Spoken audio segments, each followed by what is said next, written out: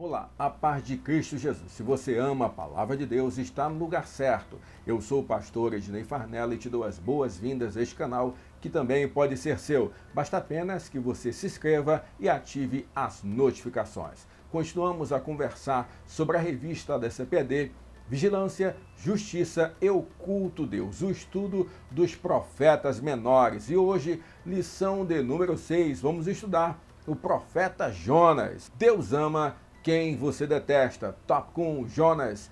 Tópico 2, a experiência do profeta. E tópico 3, a lição do livro. Não sai daí porque tem muita coisa boa para estudar. Vamos estudar o livro que trata sobre a graça de Deus.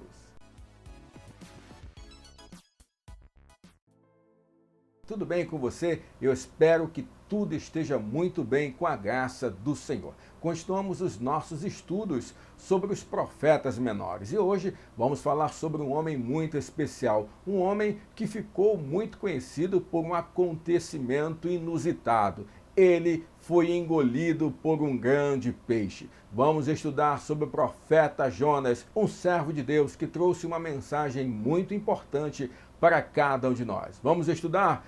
Texto do dia está em Jonas, capítulo de número 3, versículo de número 10. E Deus viu as obras deles, como se converteram do seu mau caminho, e Deus se arrependeu do mal que tinha dito lhes faria e não o fez.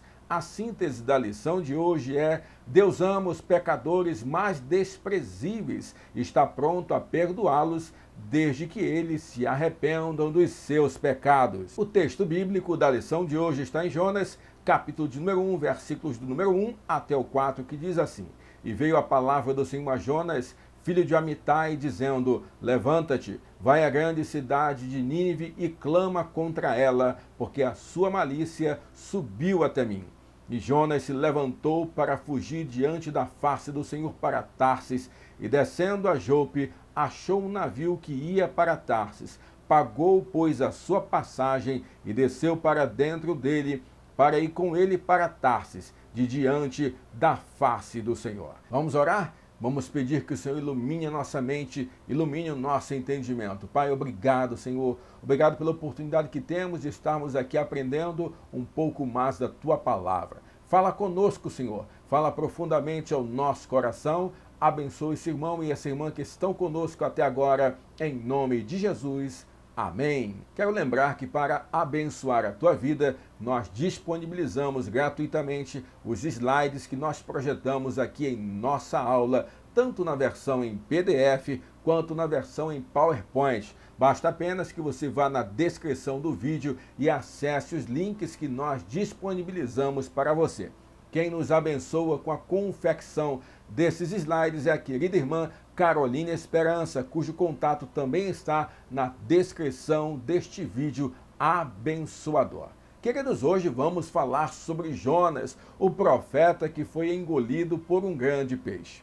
Queremos falar que é um livro atípico, é um livro especial, mas é um livro que fala sobretudo do amor de Deus, da graça do Senhor, da misericórdia do nosso Salvador que alcança toda a humanidade. Jonas é um livro pequeno, afinal, faz parte dos profetas menores. Seu livro possui apenas 4 capítulos, mas tem uma mensagem poderosa para cada um de nós. Além de defender a universalidade da graça, o livro também aponta para a misericórdia divina que concede novas oportunidades, tanto para Jonas quanto para os assírios. Nossos pecados podem ser vis e execráveis, porém jamais serão maiores que o perdão e o amor de Deus. Deus ama a todos, incluindo aqueles a quem abominamos. Você está pronto para receber uma mensagem de confronto? Uma mensagem de despertamento? Jonas vai trazer essa mensagem para cada um de nós. Pois uma época na qual todos querem ser juízes, uma época em que todos querem ser justiceiros, o Senhor afirma que a justiça pertence a Deus, como também a sua misericórdia. Portanto, nós devemos almejar, assim como o Senhor, a salvação de toda a humanidade. Portanto, vamos aprender hoje que a graça do Senhor, ela alcança até aquelas pessoas mais detestáveis para os nossos olhos. Vamos mergulhar nessa lição? tópico de número 1, Jonas, a sua vida. A começar, Jonas era um profeta galileu. A Galileia ficou muito conhecida porque foi dali que veio Jesus Cristo. Afinal, Jesus era um galileu. Ele foi criado ali em Nazaré, na Galileia. Veja bem, Jesus não nasceu na Galileia. Jesus nasceu em Belém, na Judéia, mas foi criado em Nazaré, na Galileia. Jesus ficou conhecido como o Galileu, o Nazareno. A cidade de Nazaré era uma cidade pequena, era uma cidade pobre e era uma cidade que não tinha muito sucesso quanto à historicidade dos homens de Deus. Tanto é que você lembra muito bem quando Natanael, lá no Novo Testamento, pergunta a respeito do Mestre Jesus. Pode vir alguma coisa boa lá de Nazaré? Pode vir alguma coisa boa da Galileia? E então nós percebemos que pode sim, não somente o nosso Mestre Jesus veio de Nazaré da Galileia, como também este grande homem de Deus, profeta Jonas. Ele era um profeta de origem na Galileia. O interessante é que Jonas não é citado apenas em seu livro, mas ele foi citado também no livro dos reis. Nós percebemos claramente a sua citação no segundo livro dos reis, no capítulo de número 14, versículo de número 25. Fala ali de Jonas, filho de Amitai, que profetizou uma prosperidade para o reino de Israel. Ele profetizou a expansão geográfica e a prosperidade política de Israel antes dos triunfos de Jeroboão II. E é importante aqui ressaltar que esta prosperidade efetivamente chegou no Reino do Norte. Essa prosperidade efetivamente chegou ao reino de Israel. E aquilo fez, inclusive, com que o povo se ensoberbecesse. As pessoas ficaram se achando autossuficientes e a prosperidade que chegou ali trouxe o afastamento do povo de Deus. Jonas ficou popular. Afinal, um profeta que profetiza prosperidade sempre é alguém que vai ser benquisto. Geralmente não é essa a realidade dos profetas bíblicos. Na verdade, a maioria dos profetas bíblicos são profetas de palavras duras, são palavras de confronto, palavras de despertamento, palavras que traziam o juízo de Deus sobre os povos para quem eles profetizavam. No entanto, as profecias de Jonas não ficariam apenas no lado positivo. Jonas recebe uma missão diferente. Agora ele iria profetizar juízo de Deus e não seria para a sua nação. Jonas seria um daqueles profetas que profetizariam para fora do seu território. Jonas foi profeta para os assírios na cidade de Nínive. Preste atenção que muitas vezes nós também ficamos preocupados com a nossa aprovação. Nós queremos fazer aquilo que os outros aprovem, mas nós precisamos entender que a nossa vida está na mão de Deus. Nós precisamos ser quem Deus quer que nós sejamos e fazer aquilo que Deus quer que nós façamos. Não interessa se vai agradar ou se vai desagradar. Quem nós precisamos agradar é o nosso soberano. Deus é o nosso Senhor. Os jovens, os adolescentes e as pessoas menos experientes costumam se preocupar em querer agradar mais os amigos, mais aquelas pessoas chegadas, aquelas pessoas que elas querem impressionar do que a Deus. E isso é um erro fundamental. Portanto, assim como Jonas, precisamos entender que missões difíceis são dadas para todos nós. E nós, enquanto igreja, temos uma missão difícil, porque o Senhor nos colocou neste mundo, não para fazer parte do mundo, mas ir na contramão do mundo, e isso vai gerar insatisfação. Sobre o tópico de número 2, um testemunho. Nós percebemos que o livro de Jonas não traz mensagens proféticas para um povo, mas traz um relato histórico acerca da profecia de Jonas. São 4 capítulos que conta o primeiro chamado de Jonas, a sua negativa, o tratamento de Deus com Jonas, a pregação de Jonas, o resultado da pregação de Jonas e o segundo tratamento, de Deus com Jonas. Portanto, é um verdadeiro testemunho. É um livro que muitas pessoas acreditam que não poderia estar na Bíblia, não seria canônico, pelo fato de ter sido escrito na terceira pessoa. No entanto, isso era muito comum na época dos profetas, a escrita na terceira pessoa, porque o profeta trazia uma mensagem de Deus para o povo, ele não trazia a sua própria mensagem. Então, quando ele se utilizava da terceira pessoa, era porque ele queria incluir como destinatário da mensagem a própria pessoa do profeta. Então, Jonas, como o próprio autor do livro, ele coloca o seu texto na terceira pessoa, mas isso não tira nenhuma canonicidade do livro de Jonas. Ou seja, ele é sim inspirado, faz parte da Bíblia Sagrada e é palavra de Deus para cada um de nós. Além disso, precisamos trazer para nós a questão dessa importância do testemunho. Assim como o testemunho de Jonas é importante para cada um de nós hoje, o nosso testemunho vai ser bênção para alguém. Então, esteja pronto para contar o seu testemunho, esteja pronto para contar aquilo que Deus fez na sua vida. Eu tenho a certeza absoluta que pessoas serão impactadas pela tua história.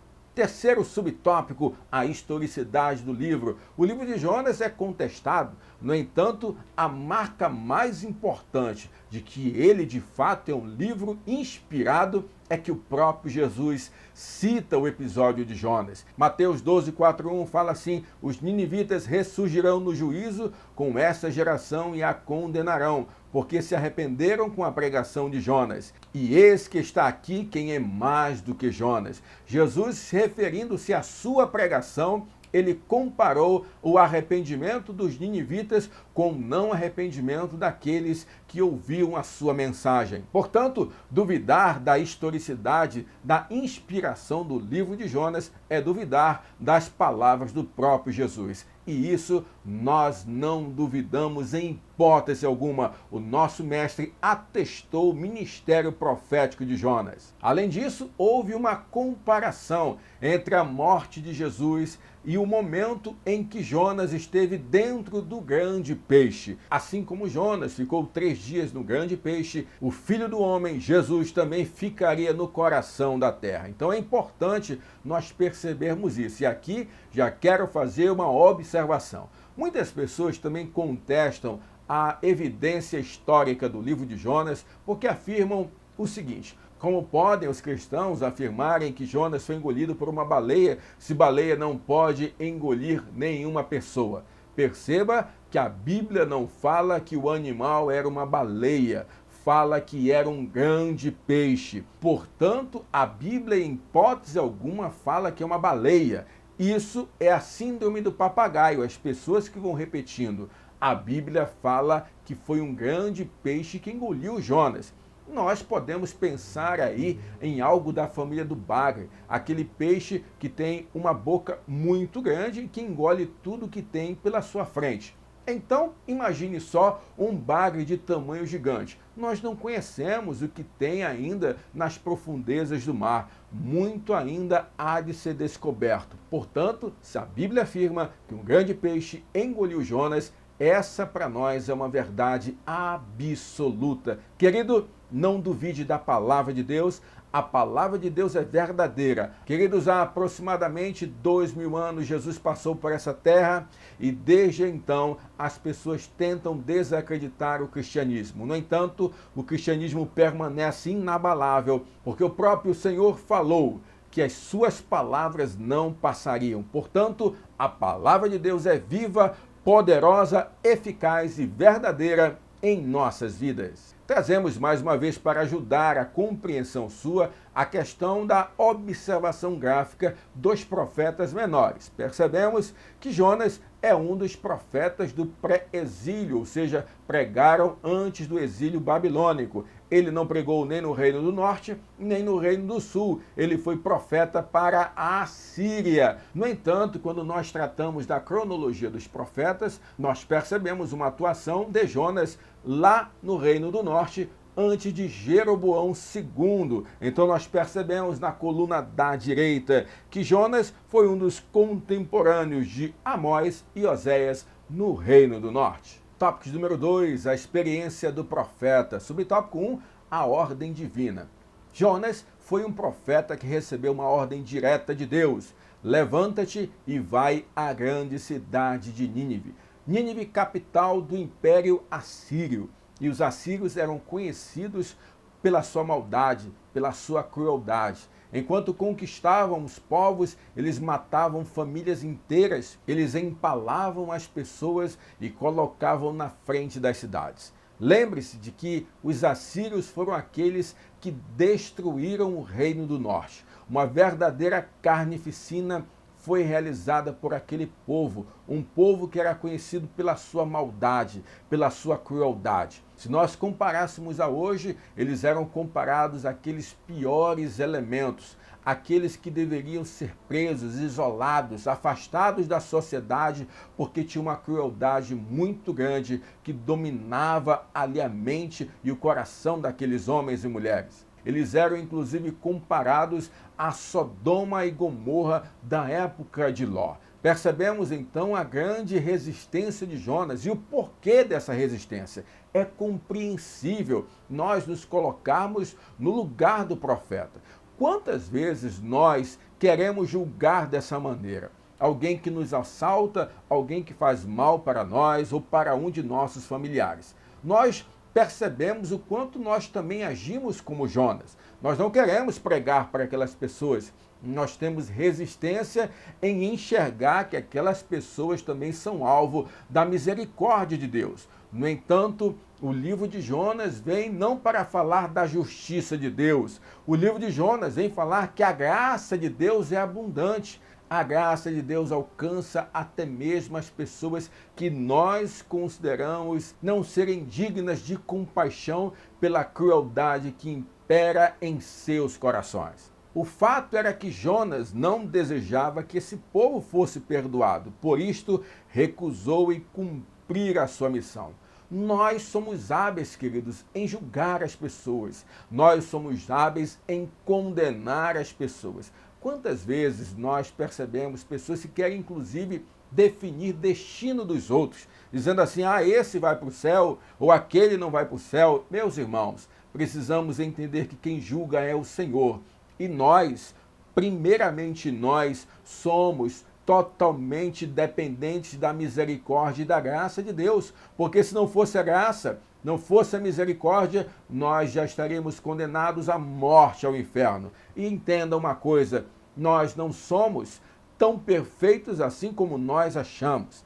Há aqueles que dizem o seguinte, se as outras pessoas conhecessem o que de fato habita em nossa mente e em nossos corações, ninguém se aproximaria de nós. E isso é uma verdade, porque em nossos pensamentos, em nosso coração, que nós muitas vezes somos aquilo que nós não expomos, mas Deus conhece o nosso coração. E apesar disso, Ele nos ama, apesar disso, Ele estende para cada um de nós a sua misericórdia. Então, se eu sou digno de misericórdia, por que aquele malfeitor, aquele criminoso, aquela pessoa que nos fez mal, não seria digno também da misericórdia de Deus? Jesus mostrou isso claramente lá em Lucas 23, 42 e 43. Ele estava crucificado ao lado de dois malfeitores. Você conhece a história. Um deles não se arrepende, mas aquele que se arrepende e pede misericórdia, o que é que Jesus fala? E disse-lhe Jesus, em verdade te digo que hoje estarás comigo no paraíso. Portanto, a graça e a misericórdia de Deus alcançam a todos, independente do nosso julgamento. Subtópico número 2, a fuga e a tempestade. Portanto, Jonas, ao receber esse chamado de Deus, em vez de partir para Nínive, ele parte para Tarsis. E aqui eu trouxe para você um mapa mostrando aí. Em vez de ele ir para um lado, ele foi para um lado totalmente oposto. Ele foi para o outro lado do mundo da época. Ele queria realmente se afastar da ordem divina. No entanto, querido, ninguém pode se afastar do plano de Deus, ninguém pode se afastar da vontade de Deus. Jó, capítulo de número 42, diz assim: bem sei que tudo tu podes e nenhum dos teus planos pode ser frustrado. Os planos de Deus não são frustrados. Jonas é que foi frustrado. E o pior, a desobediência dele afetou outras pessoas. Essa é uma mensagem que fica para mim e para você. Enquanto nós estivermos fugindo da vontade de Deus, não apenas nós sofreremos, mas também aqueles que estão próximos de nós. Portanto, perceba hoje se você está no centro ou não da vontade de Deus. Se arrependa para o seu bem e para o bem da sua família e daqueles que te cercam. Afinal, a nossa desobediência reflete também no bem-estar de outras pessoas. A palavra de Deus fala que Jonas comprou uma passagem, foi de embarcação para o outro lado da vontade do Senhor. Ele estava indo em direção a Tarsis. No entanto, uma tempestade assola ali. Os marinheiros experientes percebem que aquela tempestade não era uma tempestade comum. E Jonas onde estava? Jonas, a palavra de Deus fala, diz que estava no interior do navio dormindo. Ora, isso fala muito para nós. Quantas vezes nós nos posicionamos como Jonas? As coisas estão acontecendo, Deus está bradando e nós estamos dormindo. Chega um momento em que aqueles homens percebem que tem algo errado, lançam sorte. O que é lançar a sorte? É fazer uma espécie de sorteio por eliminação.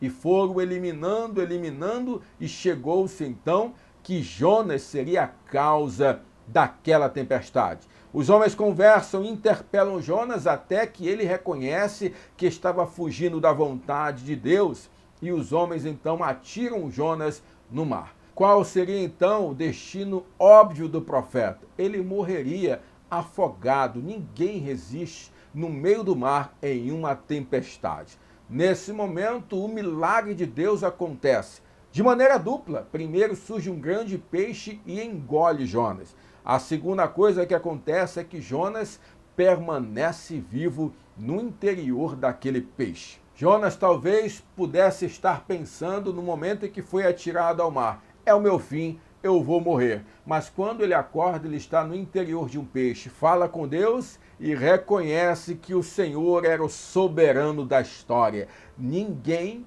pode fugir da vontade de Deus. Não tente fugir, querido. Ninguém pode fugir da vontade do Senhor. Subtópico 3, o arrependimento do profeta. E é dentro daquele grande peixe que Jonas fala com o Senhor. O profeta percebe que não tem como fugir e que precisava cumprir a sua missão. Percebe então que Deus não foi mau ao mandar o peixe engolir Jonas. Ele salvou a vida do profeta, pois queria que o nome dele fosse glorificado pela vida do seu servo. Jonas percebe isso e, depois de caminhar nas trilhas da rebeldia e sofrer a disciplina, encontrou alívio no caminho do arrependimento e da consagração. A oração de Jonas consistia de duas partes: agradecimento pelo livramento e renovação do compromisso profético. Querido, leia os 4 capítulos do livro de Jonas. Como Deus fala ao nosso coração. Nós precisamos estar no centro da vontade do Senhor. Tópico número 3, a lição do livro. Subtópico 1, a pregação de Jonas. Então, nesse momento, o segundo comissionamento de Jonas. Jonas, mais uma vez, recebe a missão, mas desta vez ele vai e cumpre a sua missão. Aquele grande peixe que havia engolido Jonas o vomita na praia e então ele parte para Nínive e começa a pregar. É necessário haver arrependimento, ninivitas. É necessário haver arrependimento, ninivitas. Talvez no coração de Jonas não houvesse a verdadeira sensação de que eles deveriam se arrepender. Ele falava claramente que se não houvesse arrependimento, em 40 dias, Deus iria manifestar o seu juízo sobre aquela nação. A palavra de Jonas parecia ser uma palavra muito dura, não parecia demonstrar misericórdia. Mas a resposta dos ouvintes foi uma resposta de arrependimento. De fato, os ninivitas se arrependeram. De fato, eles se humilharam, eles proclamaram um jejum nacional, se arrependeram, se prostraram e Deus então alcançou aquele povo com misericórdia. Como Deus é bom! Se houver arrependimento, Deus estende a sua misericórdia, querido. Nós precisamos acreditar que Deus é Deus de graça, que Deus é Deus de misericórdia. Precisamos ter corações ensináveis e um coração que se humilha diante da presença do Senhor. No entanto, aquilo que deveria ser alegria para o profeta, afinal a sua mensagem foi ouvida, no subtópico de número 2, nós percebemos que houve um descontentamento do profeta. Jonas ficou triste, se afastou da cidade, preferiu observar de longe. Deus faz então com que o seu servo seja tratado, porque ele faz nascer uma árvore, uma aboboreira nasce. Jonas então fica debaixo daquela aboboreira, pega no sono. Em seguida, aquela aboboreira morre por ordem do Senhor. Jonas fica mal por causa da morte daquela planta. E Deus então fala com seu profeta, trata com seu profeta. Você sentiu pela morte dessa planta e não estava preocupado com o destino de uma nação. Deus confronta o profeta e é interessante que o livro de Jonas termina com uma pergunta. Talvez para que eu e você também fôssemos confrontados. Precisamos ter misericórdia. Precisamos parar de julgar o destino dos outros. Precisamos pregar a palavra de Deus a todos, aos encarcerados, às pessoas drogadas, às pessoas viciadas, aquelas que nós consideramos que não deveriam ser alvo da graça de Deus, são também alvo da graça de Deus. E o livro de Jonas vem para nos mostrar que aqueles que se arrependem, Deus os alcança com misericórdia. E a nossa obrigação é pregar para todas as nações da terra. Subtópico número 3, Deus ama quem você detesta. Portanto, o amor de Deus é aquele que não cabe o nosso julgamento. Deus ama todas as pessoas. João 3,16 fala que Deus amou o mundo de tal maneira que deu seu Filho unigênito para todo aquele que nele crê não pereça, mas tenha vida eterna. Se o Senhor Jesus morreu por toda a humanidade, quem sou eu para escolher e definir quem vai para o céu ou não? Então, queridos, que exerçamos a misericórdia, que o livro de Jonas continue a nos ensinar que nós somos primeiramente pecadores e alvos da misericórdia, e assim como nós, outras pessoas precisam ser alcançadas pela misericórdia de Deus. Coisa maravilhosa nós aprendemos hoje. Vamos orar? Pai, obrigado, Senhor. Obrigado pelo livro de Jonas. Obrigado por essa mensagem profética e abençoada. Continua falando ao nosso coração em nome de Jesus. Amém. Queridos, hoje nós fizemos uma lição mais dinâmica, uma lição mais curta. Eu quero saber o que você achou. Queremos fazer isso para facilitar a tua vida, para alcançar mais e mais pessoas que amem, que se interessem pela palavra do Senhor. Deixa aí no comentário, deixa o teu like. Se você ainda não é inscrito, se inscreva em nosso canal e nos ajude a espalhar a palavra do Senhor. Que Deus abençoe a tua casa, que Deus abençoe os teus planos e não esqueça, ame a palavra de Deus.